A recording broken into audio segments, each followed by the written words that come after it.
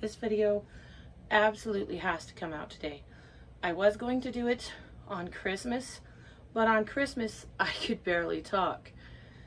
And this cup hadn't arrived today. So I'm going to be serving it today and next year and for the rest of my life. I'm taking the power of the word back. Yes. And also, this has tea in it. I have been fighting a freaking cold like you would not believe, so I'm gonna try not to cough in your ear. And if I do manage to cough, I will take a second and then I will edit that out.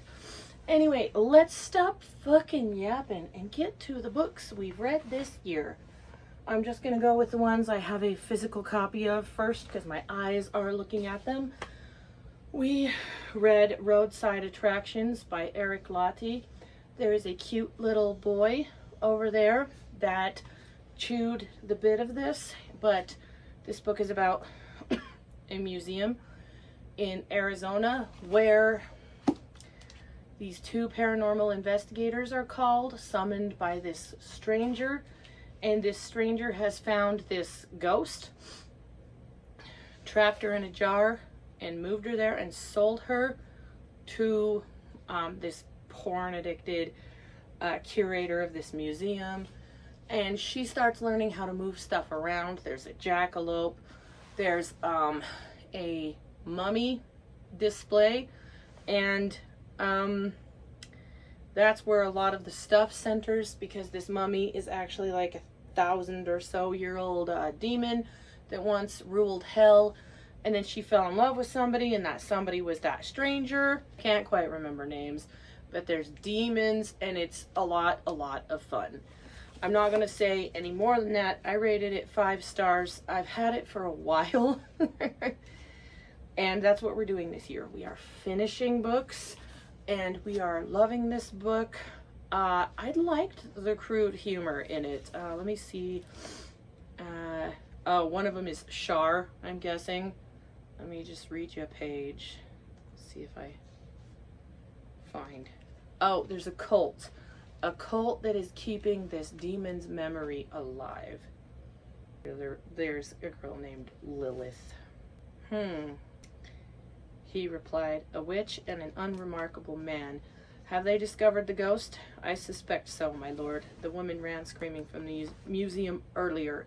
I suspect she saw either the ghost or sensed her somehow. Either way, it doesn't seem random that they would show up soon after that ghost showed up."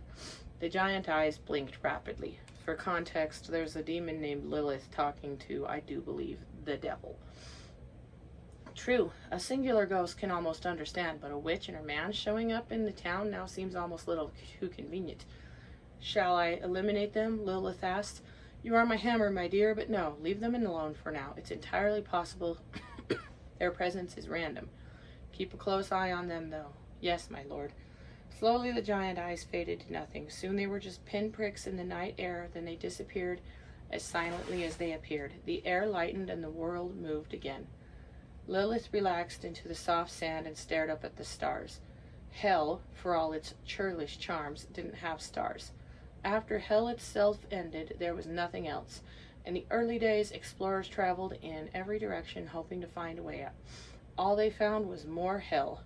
Finally, a young devil came to the end of the land. He reported back beyond the point of nothing. Falling off hell meant falling forever.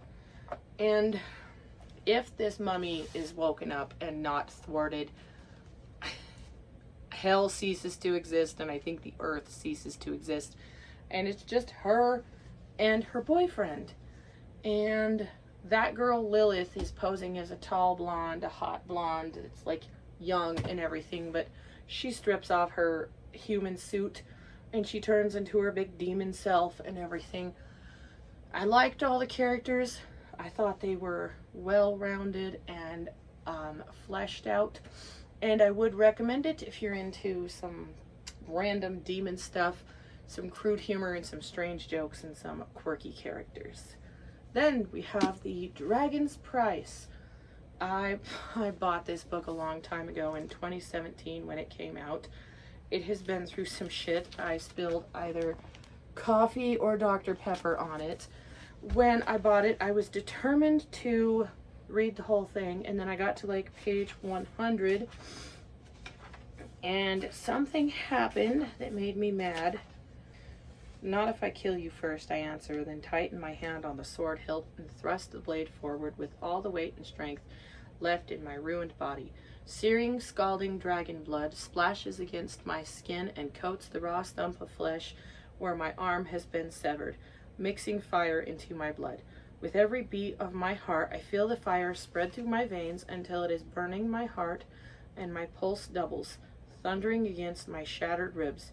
Zune, that's the dragon's name, bursts into golden flames, an explosion of light that encircles me. The fire surges, billowing against my skirt and whipping my hair from my face, and I flinch. My brain feels like it is growing, pressing against my skull so hard that I moan and scream.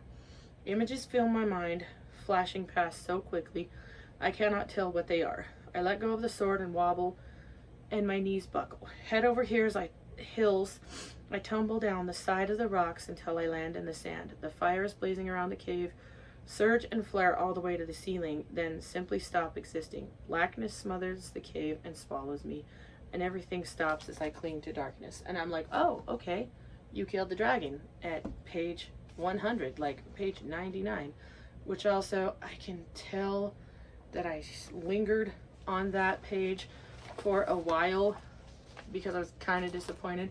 There's weird pink stuff on it. I don't know if you can see it, but anyway, it kind of gets boring after that because they kill the dragon. It said in there that her arm was ripped off. The dragon bit it off. She gets some sort of weird memories and some transference to the dragon. And I can't remember, honestly, if she gets in some magical water and her arm grows back. And there's this boy that's in the cave with her, and he's burnt to almost a whole crisp. And I think she uses the magical dragon water and brings him back. So there's no consequences. I would have loved to have seen her going on and fighting with just one arm, having a little bit of a struggle. But what it's about is there's this princess called Sarolyn, and she's betrothed to somebody, some old creepy McCreep, and she's just like, I don't think so. And she says, I choose the dragon, and she has to say it 3 times. But earlier in that day, when she was trying to run away from this wedding that was not of her choosing, she met this cute boy named Golmar, and her and Golmar had a cute little moment. And then when she is lowered down into the dragon's pit because something to do with having to keep the kingdoms happy by marrying off the youngest to something or another, to keep the bloodline going. I don't know, like I said, I bought it in 2017 and I read most of it and I kept a lot of it in there. But after they kill the dragon, they end up in this crystal forest. Some Romani type people save them. They have to literally boil her back to health, because when she killed the dragon, since it's called a transference novel, some of the dragon's powers transferred to her, in case you can't tell from that prose. I do believe the prose is written well. I liked reading that, and it's easy to read, but at the same time, it devolves into this I would die for you person I just met. And maybe it's just me, recently divorced, bitter fat bitch, who spent 15 years of her life with somebody that she would have walked across the earth twice for, and he wouldn't have walked down the street. Maybe it's just me being a bitter, fat, divorced bitch, but I rated it 2 stars because I could not take any more I would die for you person I just met. Now, skipping a bit, spoilers, I don't care.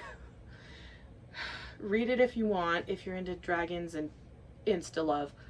But it was aggravating because she gets through the people, the horse lords, they love her. They're all planning to attack this dragon and keep it at bay because she can't kill the dragon because the dragon hates humanity so much, and that's that dragon's curse. And if she kills that dragon, it gets transferred to her, and she's like, no, I am a a person that, even though I was horribly abused by my parents, and they used to whip her on her legs and leave lash marks on her legs, that even though she was like horribly abused by her parents, she's still a kind-hearted girl at heart. And then the dragon comes at the very end and steals Golmar.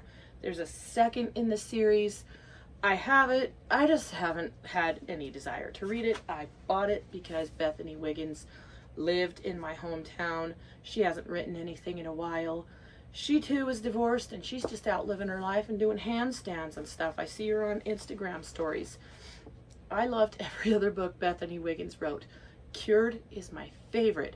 I recommend reading Stung and Cured. I'm not going to say any more about it. I read them a long time ago, and a lot of it, they still stick with me. Hidden Pictures by Jason Rekulak. It is about a girl who gets a job as a nanny, and she starts, what is the boy's name? Anyway, I don't know. Teddy. His name is Teddy. His dad's name is Theodore, I think. And the mom's name is not important. I just actually don't care. No, Caroline. I just saw it. So the girl, Mallory, gets a job working as a nanny. Mallory has a drug addiction, and she was in school. Can't remember what school. It's not important. And then she dropped out because of her problems. And there's this handsome Hispanic boy, right, that sees her and sees her running and thinks, oh, hey, you are part of this school. And she's like, haha, yeah. And she's all ashamed of like her past, so she doesn't tell him anything. I'm gonna get into some spoilers. Turns out the boy, Teddy, he goes from drawing little kid pictures like this. They're kind of abstracty looking. There's a different, this would have like a less star rating if it wasn't for these pictures. I'm not gonna lie, I'm an honest person.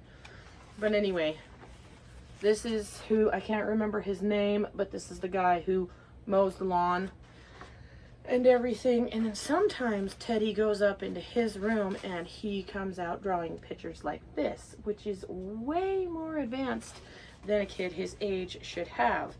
And they start telling a story, and it's creeping out Mallory, but she doesn't quite know how to bring it up to Caroline, his mom, because she's starting to wonder if he's seeing things, because this book opens with this weird experiment that she's not sure actually happened. It's like she poses naked and then she acts like she's supposed to know if people are looking at her. If you're naked, people are looking at you. Like, it makes no sense. But spoilers, the mom is trying to get Teddy into a great preschool, right? And something about the dentist. She keeps putting it off. And of course she keeps putting it off because Teddy is not a boy. Forced to live as a boy, but Teddy is actually a girl. And the mom didn't like how the, the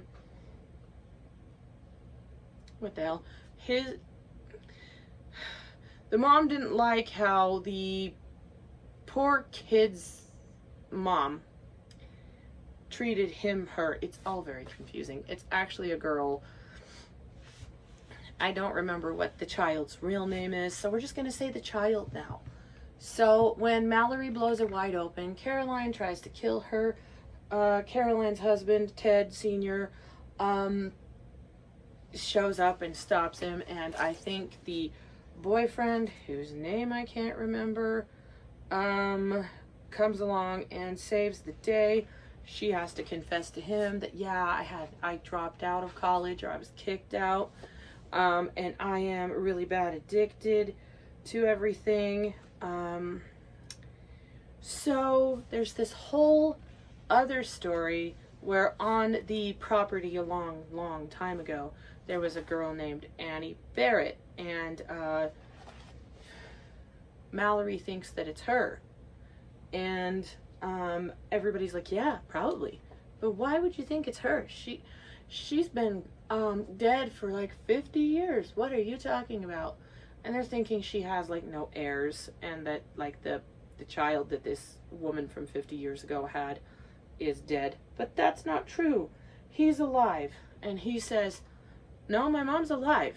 Like, nobody killed her. She just left because, you know, she was pregnant. Teddy is returned to their original gender, is sent back to live with a relative of hers. And what she does is she has fun, she plays. Mallory shows up a little later and just sees Teddy playing. And Mallory is super happy because Teddy now is living as the gender they want to be instead of the gender some crazy cuckoo bird who thought she could be woke forced this poor kid to be. I don't know, or to hide the crime she committed. Next up is The Never Heir by Courtney Millicum. Once again, somebody who lives in my town and writes books. This is about Charles Tulane, who is Toodles from Neverland, and Charles Tulane banishes Peter Pan to the ether realm, gets Wendy out of Neverland, and he himself gets out of Neverland. And there's another guy, Edmund, and Edmund is also a lost boy. Toodles is hiding in London. Implied that he's darker skinned, and he is living above somebody's shop, and occasionally the scraggly old man that operates the shop has him box in a ring and make money. And there's this kid, when Edmund comes to town, he's like, why, I say, good sir, how about we go out and have a bunch of parties? And then they go out to a bunch of parties. It's almost like kind of to a point where I'm like, okay, can we speed this along? And there's a girl who I believe is named Lindy or something, and she is trapped by this fairy who I can't remember his name. And oh, Evie, I see it now. She's trapped by this fairy, and she says he's looking for stuff like a clock lost in time, a kiss between friends, and something else.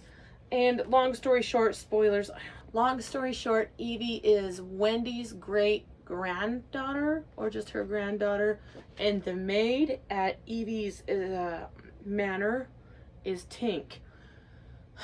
And Wendy, or Evie, has to go back to Neverland because she's the heir of Neverland, and she has to restore all of this stuff. And unfortunately, Charlie, who wanted to get away, has to stay there. And Evie only wants to go to Neverland, and the only reason she's dealing with this fairy who is ruining her life is because somebody stole her sister, and I can't remember her sister's name.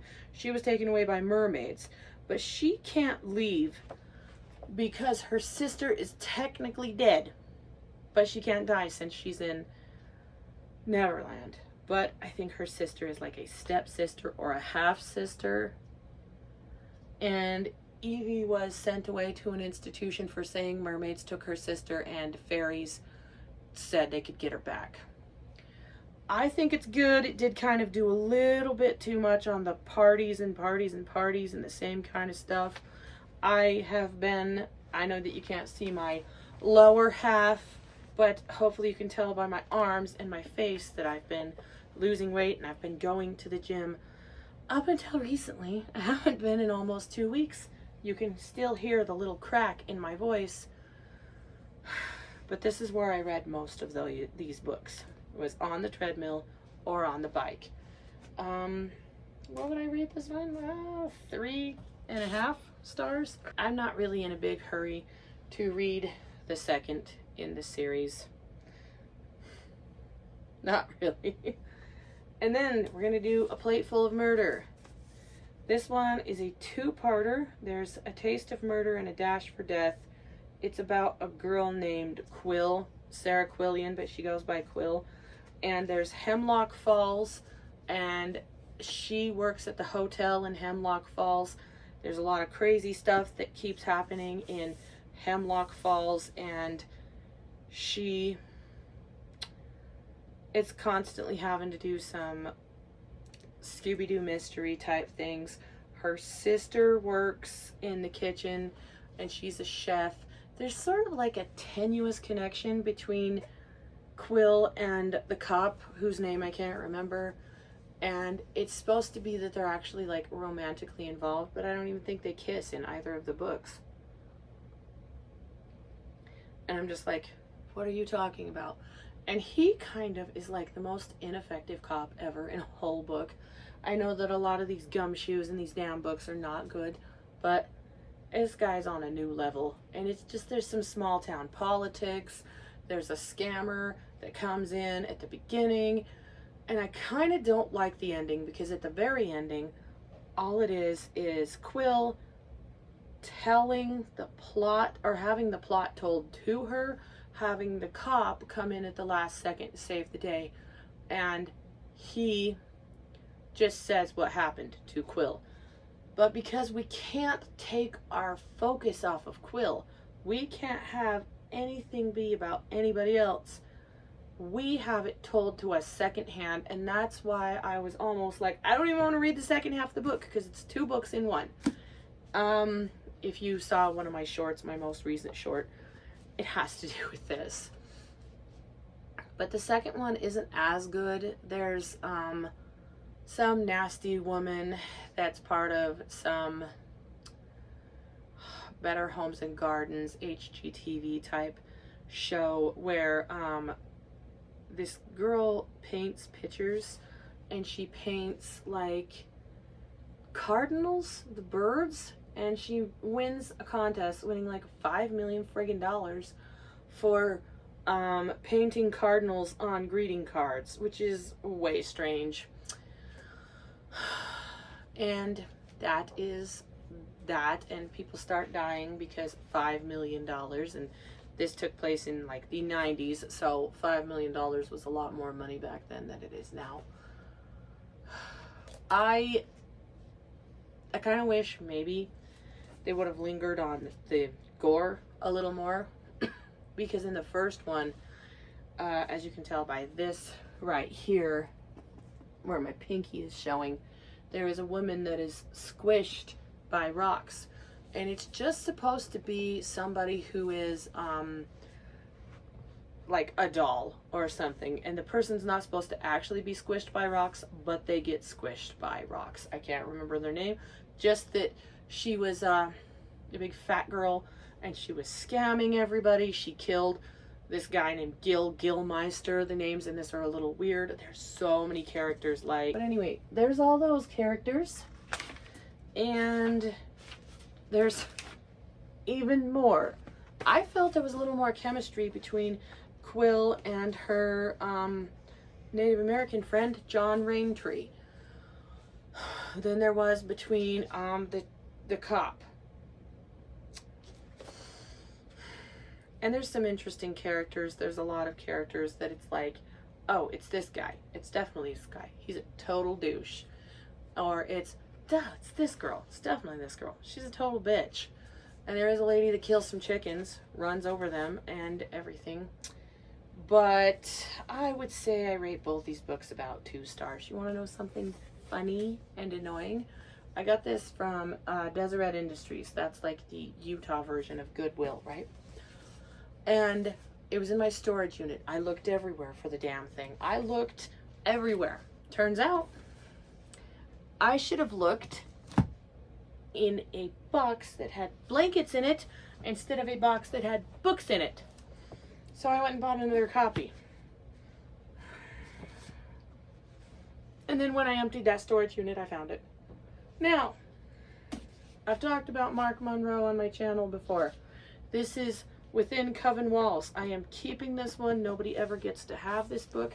Its cover is so pretty, and I found this one very engaging. I rated it 5 stars. It's about a doctor named Catherine Scott, and she gets recruited by this guy whose name I can't remember, I'm going to call him Vincent because he reminds me of Vincent Price.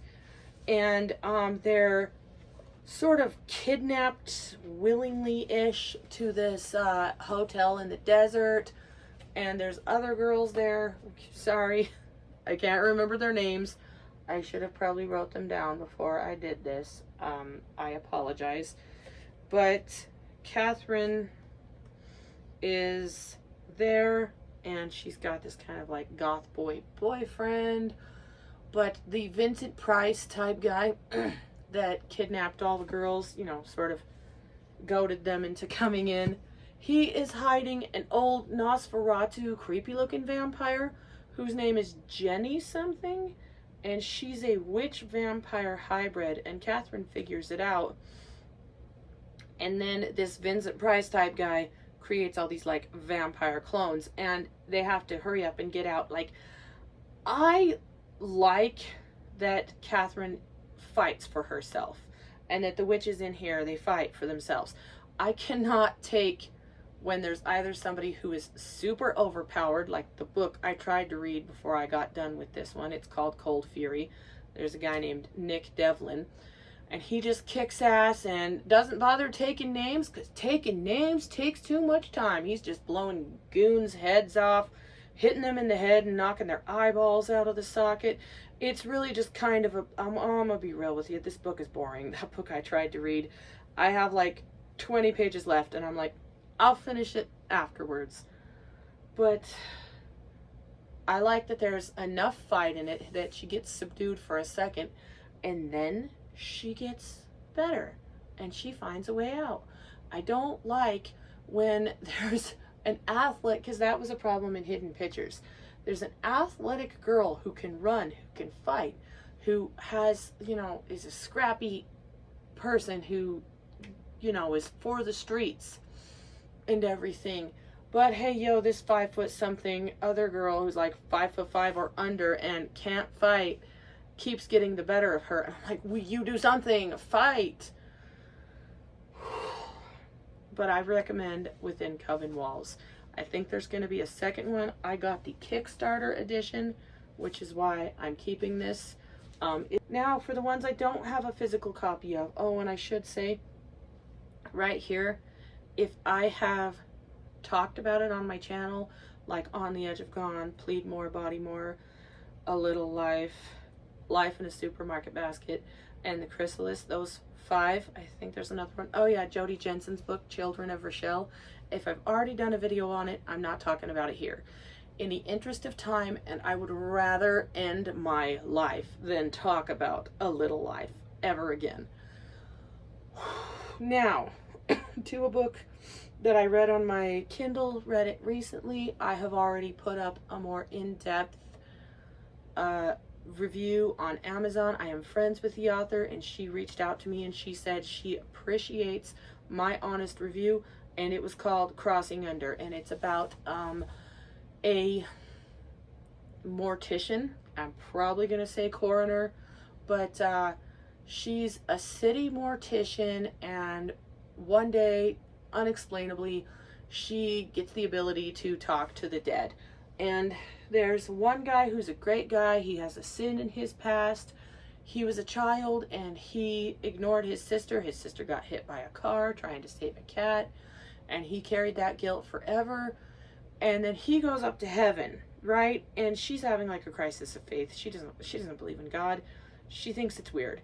She at one time attempted her life, and she, when she was like say 14 or so, just saw a whole bunch of white nothing. She didn't see anyone like her grandma or anyone coming for her and saying, oh, it has been so long, I have missed you, or anything like that. But when the first guy died, the first guy with sea glass green eyes, yeah, I was honestly thinking that there was going to be like a sort of paranormal romance where he was going to be a ghost but possess the body of this guy named Tony. And that's how it was going to be. Which is weird. And I'm glad she did not go that way, because that feels a little rapey. But it's about a girl finding her faith and seeing hell because there is a pedo that was molesting his own daughter and his granddaughter burned him alive. We should do that to all of those types. And she sees hell, and it's very descriptive, but it's to a point where it's almost over descriptive. And I put this in the review. I'm not going to harp on it anymore. I don't want to go too hard on this author, because I do believe this is a great book that could be better with a little more fine-tuning. But there's a part where she locks herself in her house, and then she repeats that same phrase, and there's a part where it kind of goes third person when it's first person most of the time, and it is well written. It's just, I feel it's a little rushed, and it's just the tiniest bit overwritten.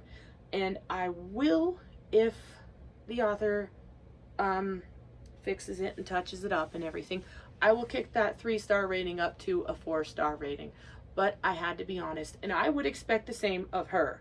If she did not like any of my books, I would expect her to tell me.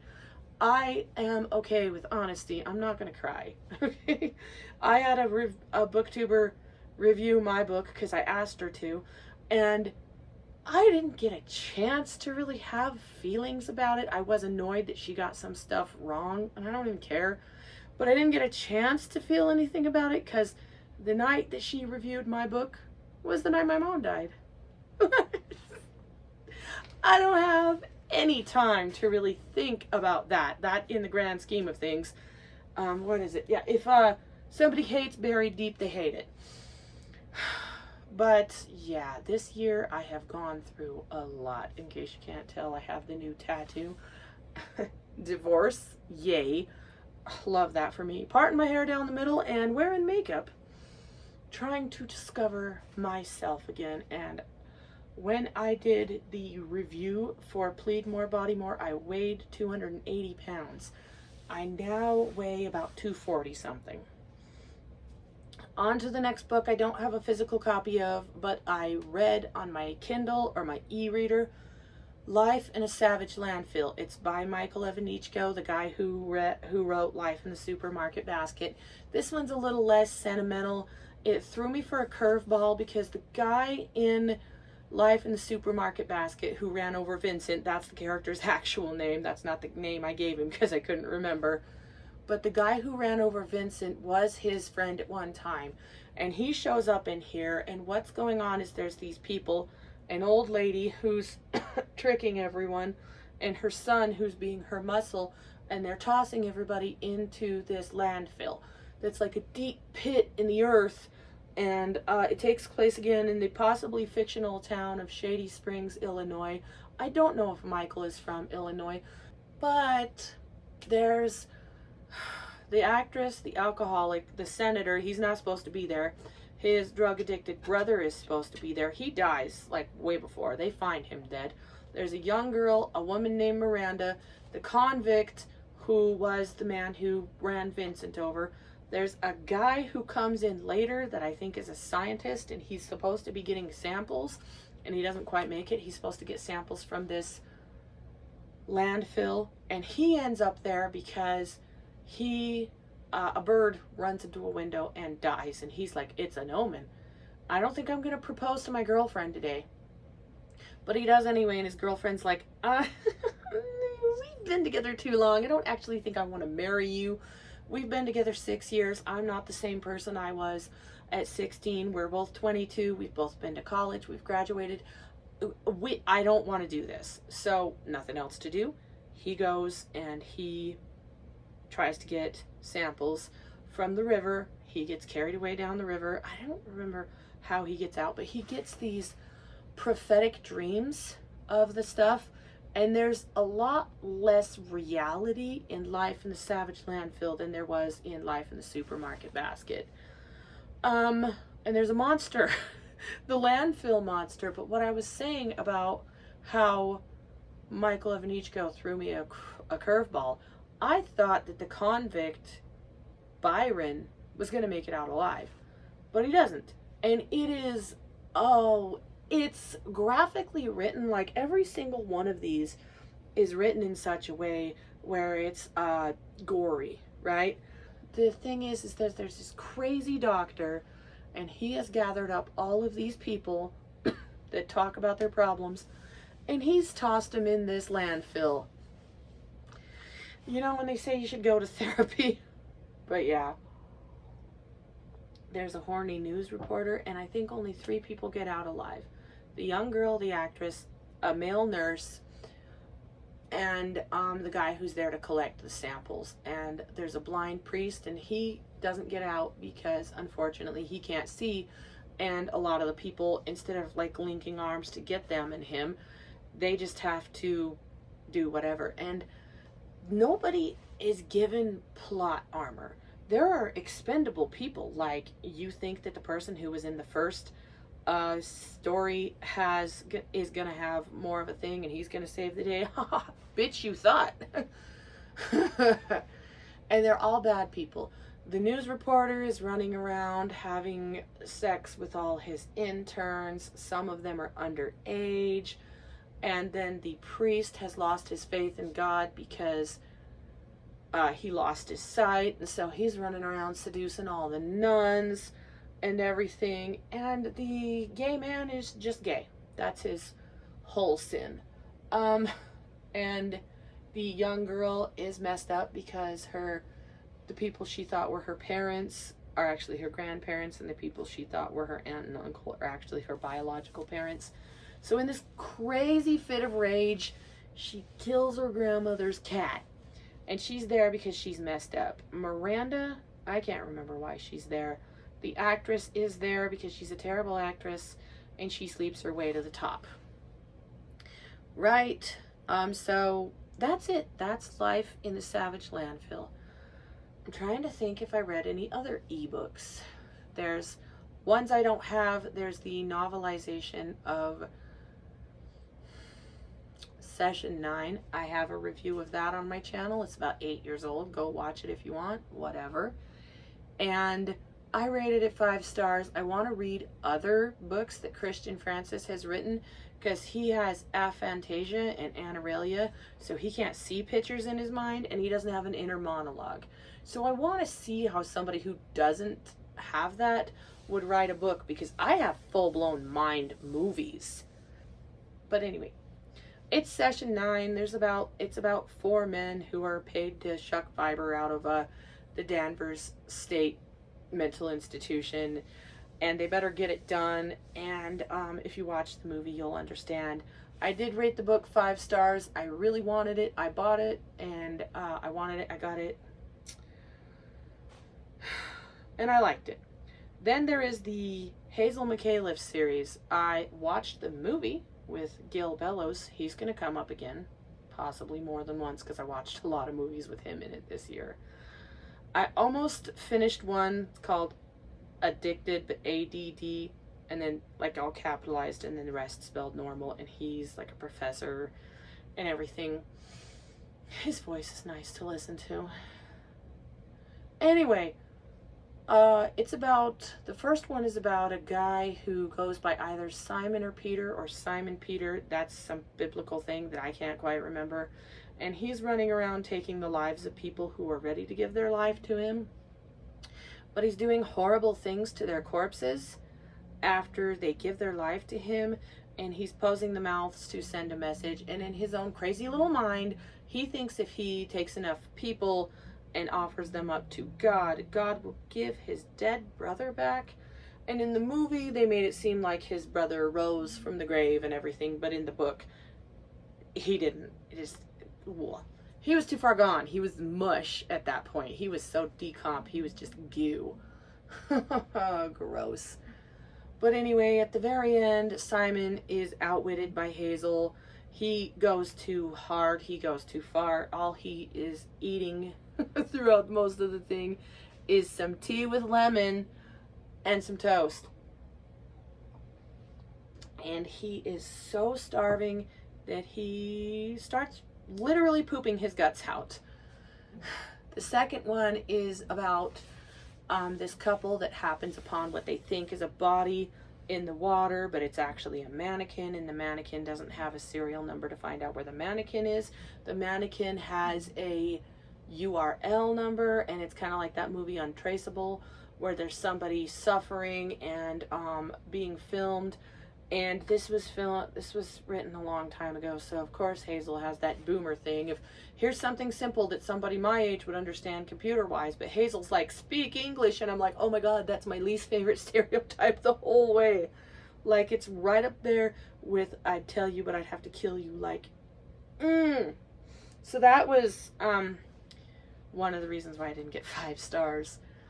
I liked that one the third most out of the series. My favorite is A Door in the River, and that's about this illegal gambling, this illegal casino where there used to be a river. Everything takes place in Canada, in a town called Port Dundas. And the character who Gil Bellows plays, his character's name is Ray Green. Susan Sarandon played Hazel. William Hurt played her ex-husband. In the movie, she was the affair partner, and then Gladys forgave her husband. But in the books, her ex-husband had an affair, and they just sort of are on good terms, because they kind of have to be, because they have like 2 daughters. I can't remember if the other one is mentioned, but one of them is definitely mentioned, I think, in the 3rd book. There's a lot more moving parts and a lot more characters than I'm giving it credit for. Ray Green is originally under Hazel, and he's in charge, and he's always tipping back a flask and drinking on the job, and she sort of ignores it. Then he screws up, and he lets this guy from the press, whose name I can't remember, know things that she didn't want anybody to know. There's a bunch of small town politics. In the 1st book, the first woman who was killed was a woman who Hazel's father had an affair with. So Hazel's bitter mother is like, why do you care? But anyway, in the 3rd one, there's the illegal casino. There's a girl named Kitty who has been trafficked into a life she doesn't want, and she's running around and she's taking her revenge, and I loved Kitty. Kitty was a good character. I don't remember her name, but they just gave her the name of Kitty, and Kitty's running around and Kitty's taking care of stuff. Kitty is the one criminal that gets away. There are the other people who are in charge of the human trafficking, and they're there in Port Dundas. It was, since it's Canadian, she's traveling at like 130, 140 kilometers an hour, and I'm just like, can her car even handle? No, yes, it can, because that's like only 89 miles an hour. 80 to 90, yeah, okay. Hazel saves the day in A Door in the River. And in The Night Bell, that's the final one, we get a little more of Hazel's life. Apparently at one time she had a brother. This brother was challenged. He probably like mentally challenged. He ended up passing away at this old institution, and there was a friend of hers, and this friend was a toxic bitch, and this friend killed this Asian woman, and the murders are all connected and everything. There's a bunch of bones on the golf course, and there's people involved, and there's somebody going around ending the lives of people that want to develop the golf course, because at one time I think it's, I can't quite bring all the details back, but he was a victim of that, him and his brother, I think. And he's running around just ending people who want to build on that golf course and just disturb the bones. But yes, I liked that one probably the least. If I could rate them from best liked to least liked, it would be A Door in the River, The Calling, The Taken, then The Night Bell. So 3, 1, 2, 4.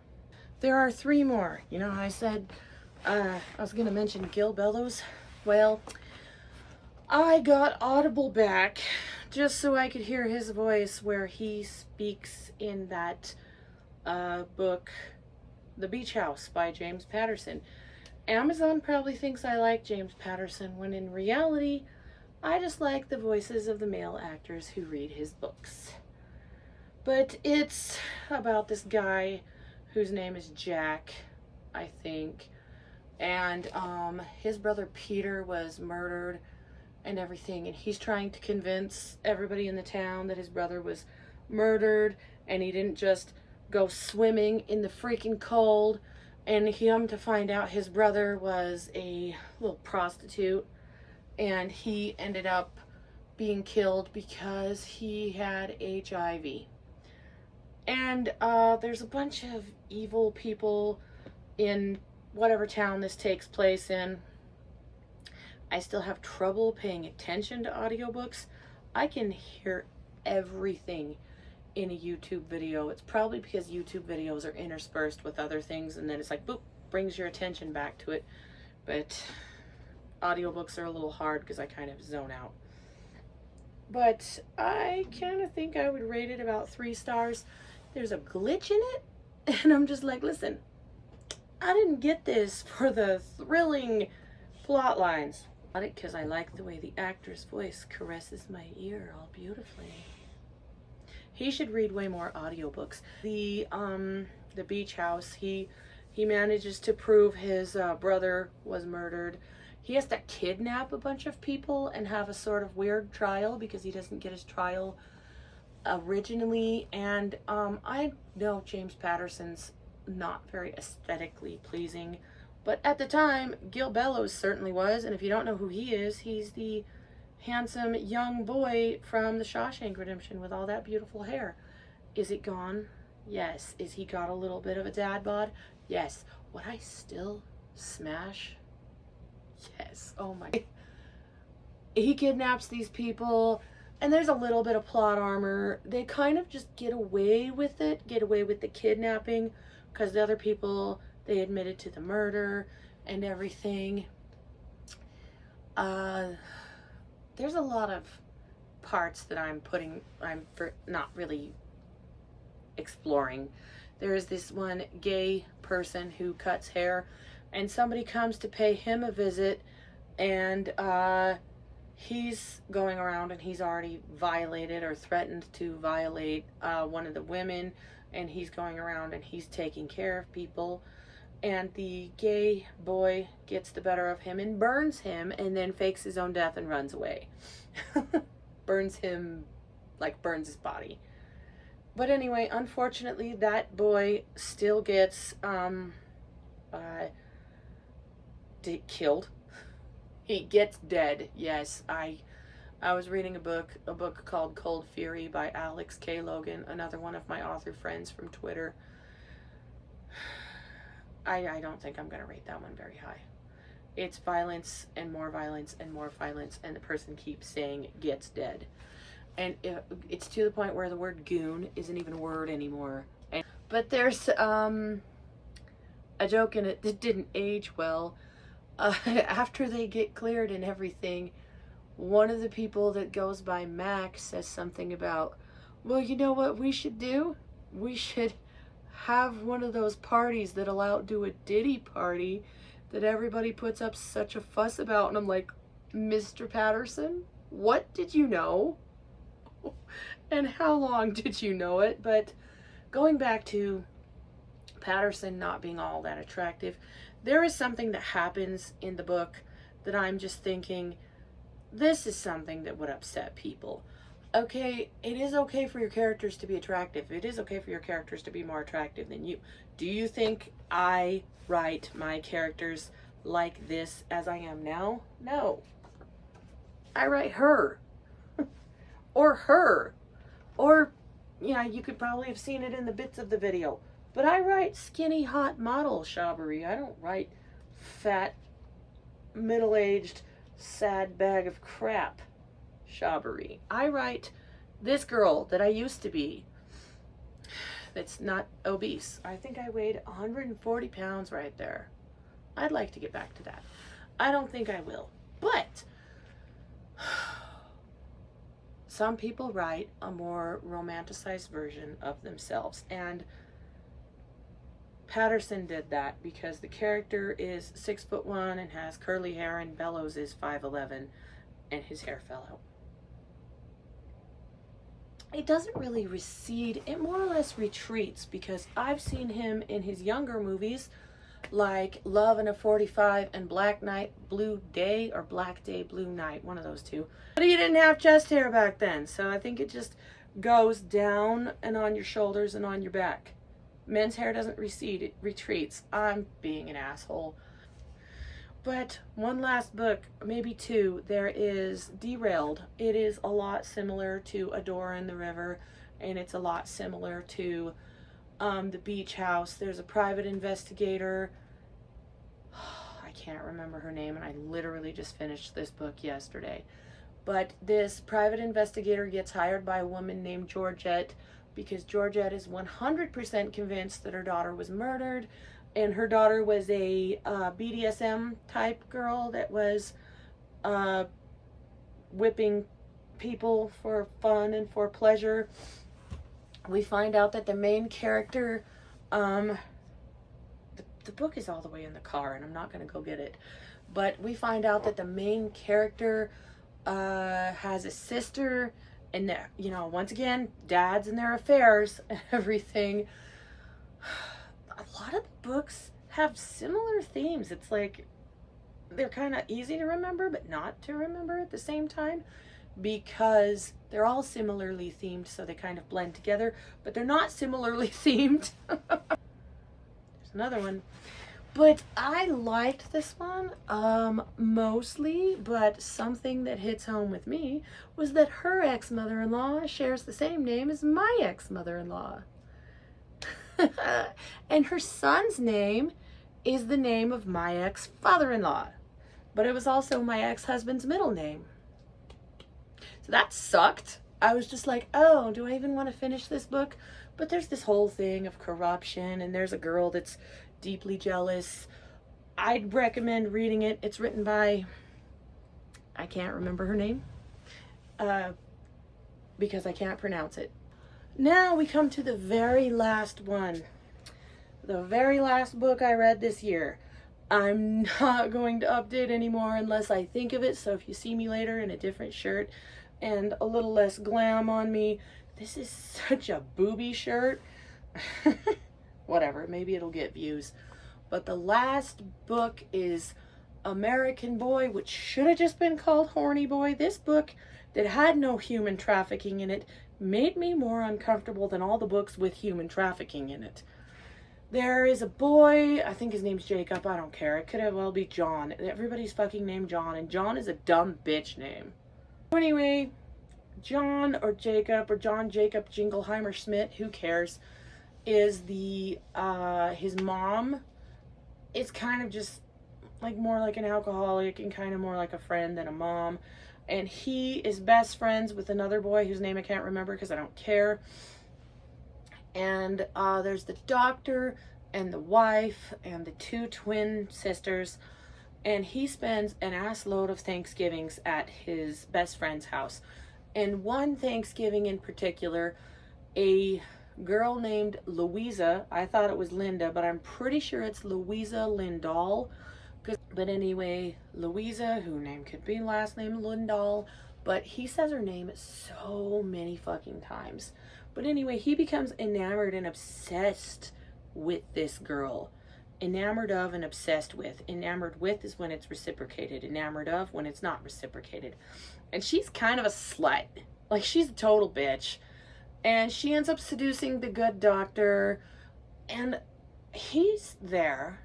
And he's seeing Louisa, titties out, bullet hole in her chest, and he decides, I'm gonna stick my fingers in her belly button. This kid is a total creep the whole way through. And like I said, it's just called Horny Boy. There is a woman who is my age that he drives her and her drunk husband home, and then she starts touching his thigh, and I'm like, why are we being creepy with the underage boy? Why? I don't even care if it's 1950, whatever. And he's all like, I could have smashed. No, you couldn't have. I don't want anything to do with a boy who's 16. I won't even date anybody who's 16 years younger than me. 16 years older, maybe. Leave me alone. But eventually, there's a guy, he has a heart attack. Friend's mother says, hey, I need you to go this other town over a fucking snowstorm and make sure your dad's not fucking this slut. He is. And then the dad has a totally disproportionate response because, yes, the boy is like this horny, crazy weirdo.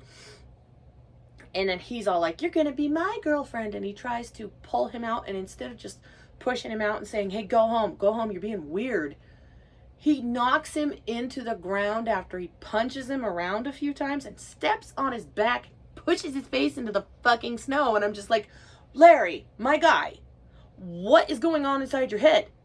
Like, do you need to talk to somebody? For real, my brother in Christ, what is going on? But luckily, the book was very short. I can't remember if I rated it 2 stars or 1 star, but yeah, I just kept calling it Horny Boy. And those are all the books I read this year. All the books I've read, I have read like over 20 books since June. Because I got on the treadmill, and I got on the bike. I'm starting to lose it. And everything now, mandatory, obligatory, talking about myself, very deep. My longest book, that usually has a pretty good rating. Somebody didn't like it, but who cares? It's my most recent book. I'm proud of it. It's about 4 people.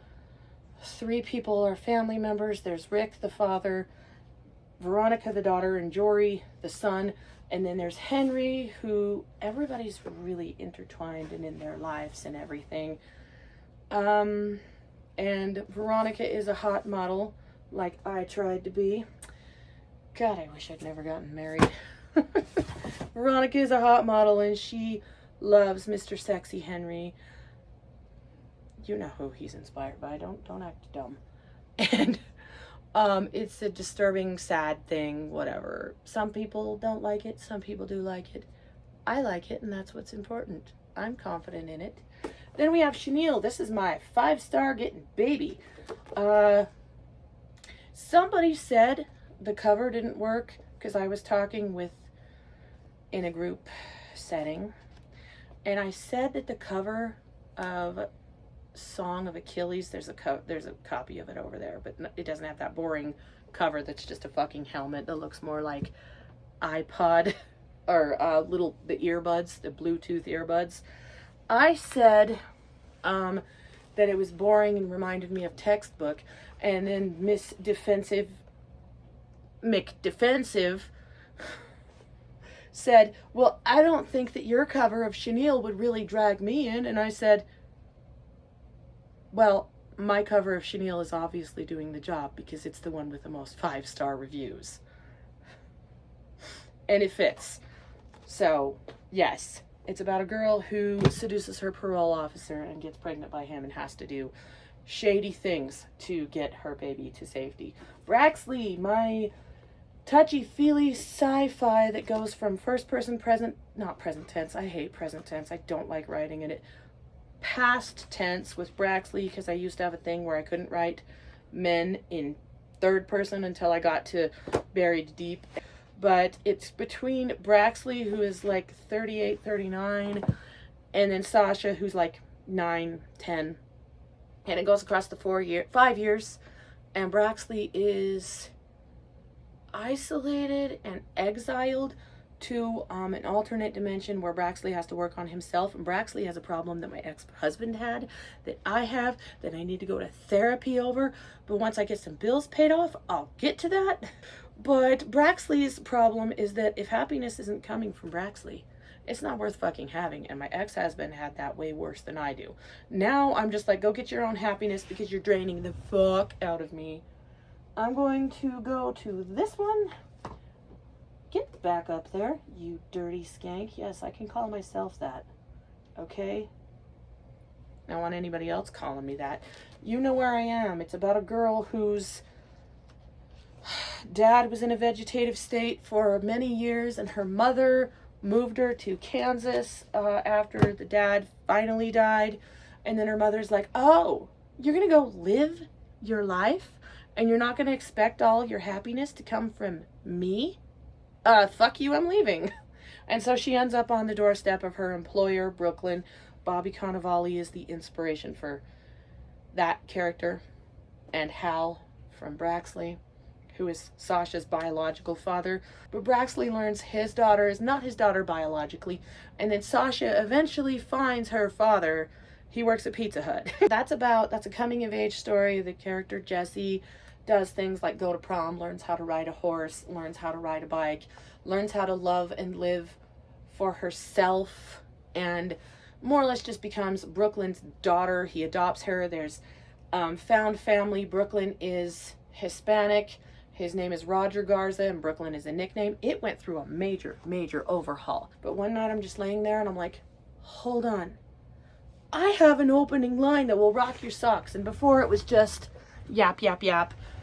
Jessie walks to the hospital, and I changed it to the ticking of the analog clock in Jessie Kincaid's last period pecked away at her sanity, the ring of the bell looming over her like a siren declaring war or extreme weather. And then she goes, and she sees her dad die, and then she runs, right? And it just puts a little more detail. I took out some things that didn't matter, and I fine-tuned it, and I made it pretty. Now I don't look at it and want to jab a fucking pencil in my eye because I like what I've written. I didn't like what I wrote earlier. I was like, fetch me a melon baller, Jeeves. I tire of my vision of something I created, and that is just created to be fucking spiteful to a company that I was once signed with called Foster Embry Publishing. Fuck you guys. Okay. Let's calm down. Flashes of Madness. This too got an overhaul recently. The opening story is a little less crude. I don't think I'm good at doing crude writing and everything. The Shifter, that is a long one. That's the longest one. We got from page 149 to 161.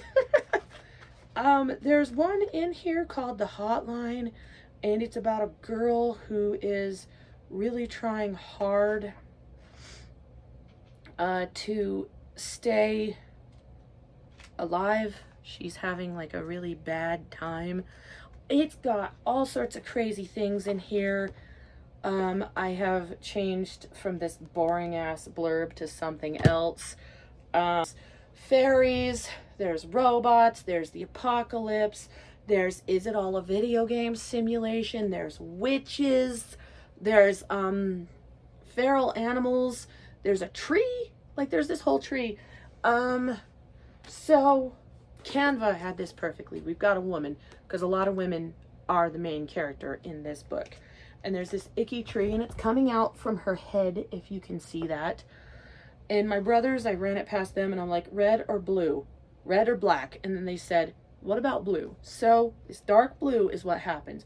And there's a deer right here. Every cover I have fits, like Braxley, right here. This is Braxley's side because he's under a dome. There is no rain. And this is Sasha's side because she's sad because she doesn't know her dad. You Know Where I Am. She learns how to ride a bike and everything. And it's called You Know Where I Am because right before Jessie's mom abandons her, she writes her a note and says, you know where I am, meaning she's going to see Brooklyn one last time. Then finally, I only have one book out of all the ones I've written missing, and that's The Fall of Agnes Blackwood, which was inspired by a Nine Inch Nails song. The Nine Inch Nails song, Reptile. I'm sorry I'm being wiggly, but there's The Lord, the Devil, and Him. I released this on Pioneer Day because it takes place in Utah a lot. It is significant, this cover, because there's a guy named Claudius Brand that goes on a Ichabod Crane type journey, type deal, type situation. I sound like Amber Lynn Reid. I did it on purpose. And there's like snake gods, more in this one and in The Fall of Agnes Blackwood than there is in this one and that one. I will be honest with you. Is Claudius Brand just Trent Reznor with blue eyes? Fuck you, leave me alone. But there's alternate dimensions, there's doppelgangers, there's squid monsters, there's time travel. The Witch of Enoch, she's like a tree witch. And there's ancient aliens, there's old gods, there's somebody named Lemmick who's like a 7-foot tall man who looks like Jesus.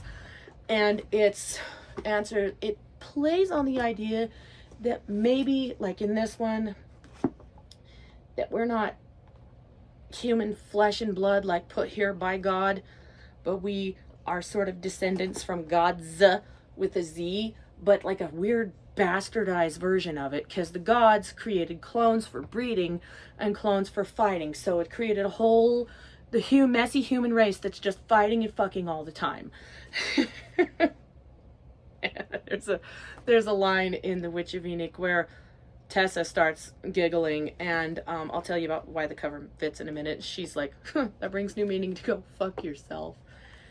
Tessa's sister is kidnapped by the witch and she's forced underground. So this is like Tessa's hand, and that one in the bottom is Harper's hand. And then there's the redemption of Claudius Brand, where we go back in time to 1922 and he's got tentacles over his eyes. And Claudius is a little less of a threatening, foreboding, harmful, malevolent spirit in the redemption of Claudius Brand. It's a little more, what's that word? Wholesome as I can get, because this was supposed to be my wholesome. And we got child abandonment and alcoholism and cheating dads. Fuck these cheating dads. And cheating moms. I'm not a person that's afraid to play with dangerous characters. Some people liked the characters in this one. Some people didn't. But what books did you read? I'm going to go through on would definitely recommend to wouldn't really recommend that much. Would definitely recommend. Mark Ron Monroe is a skilled writer. I loved Ghosts of Black Bear Mountain. I have yet to have the desire really to go and do it again. Michael Ivanichko's Life in a Savage Landfill. Would recommend. Roadside Attractions. Rufus killed the cover, so you're going to have to just look it up. Eric Lahti, Lahti. Can't say I recommend. The pictures made it more interesting. And I can take them or leave them. I gotta go.